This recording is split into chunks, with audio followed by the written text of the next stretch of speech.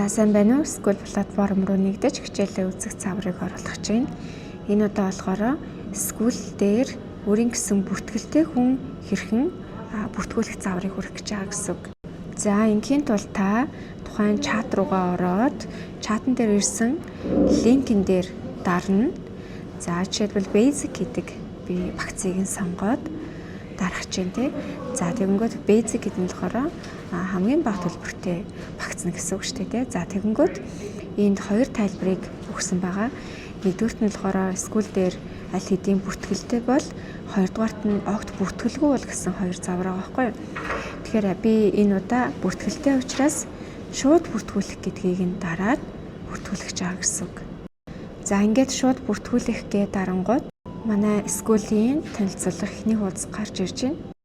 За эндээсээ та join $6 гээд month гэдэг дээр тавчин дээр дарна.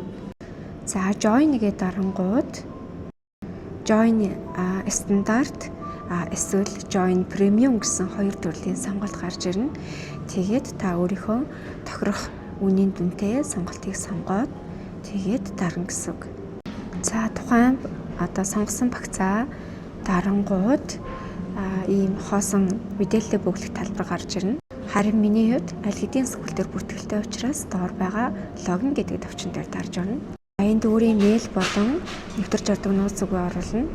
За ингээд нууц үгээ оруулаад шууд дарангууд төлбөрөө төлөх үү гэсэн талбар шууд гарч ирнэ. За ингээд join стандарт гэдэг дарангууд таны карттай хэсэг холбогдож гарч ирээд тэгээ хэсэг уншиж агаад амжилттай төлөвлөлөө гэсэн энэ бичиг гарч ирнэ. За тэгээд enter group гэд шар бичгэн дээр дарангууд тухайн группт орохын тулд та 3 асуултанд хариулах хэрэгтэй. Өөрийнхөө утасны дугаарыг, Facebook-ийн холбоосыг энэ группэд ямар зорилготой суралцах байгаагаа бичээд бидэнд дэлгэнэ гэсэн үг. За асуултанд хариулж тусаад join group гэж тарснараа та school дээр нэгдлээ гэсэн үг.